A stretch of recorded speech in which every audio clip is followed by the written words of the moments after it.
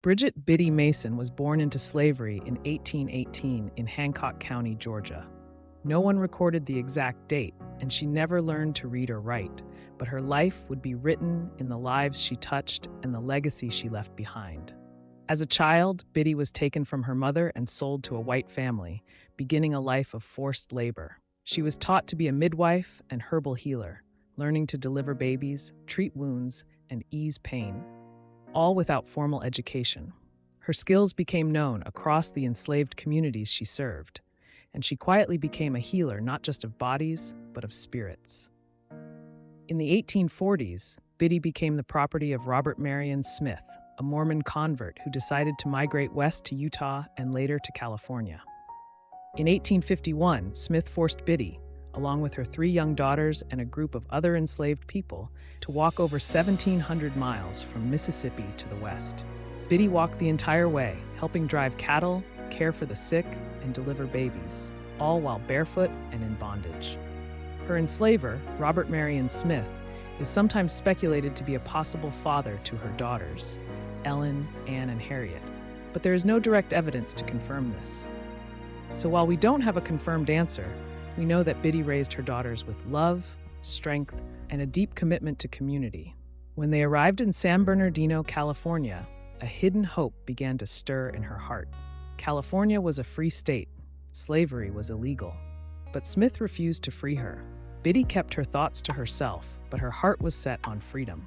She quietly befriended free Black people in the area and eventually received help from local abolitionists and the sheriff of Los Angeles.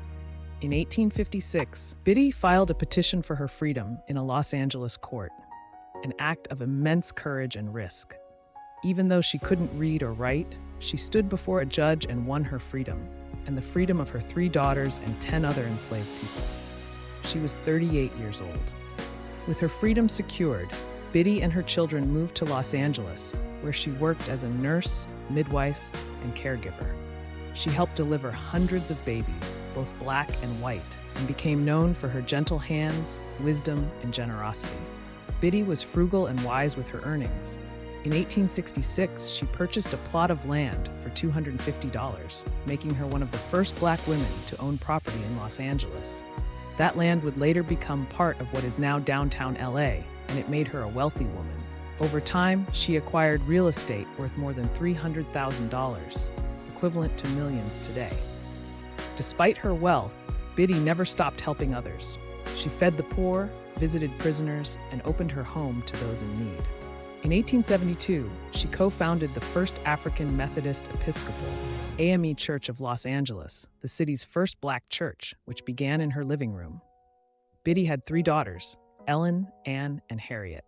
Her daughter Ellen Mason married Charles Owens, and their family became one of the most prominent Black families in early Los Angeles. Biddy's grandchildren continued her work in real estate and community service. Biddy Mason died on January 15, 1891, at the age of 72. Thousands of people, Black and white, mourned her passing.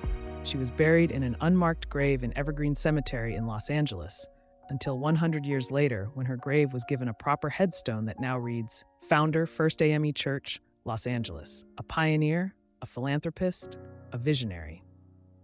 Today, Biddy Mason is remembered as a symbol of hope, freedom, and quiet strength.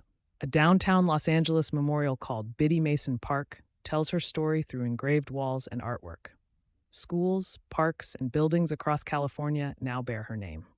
If you enjoyed this story, please give us a like and subscribe. Take care of yourself and keep reaching for excellence.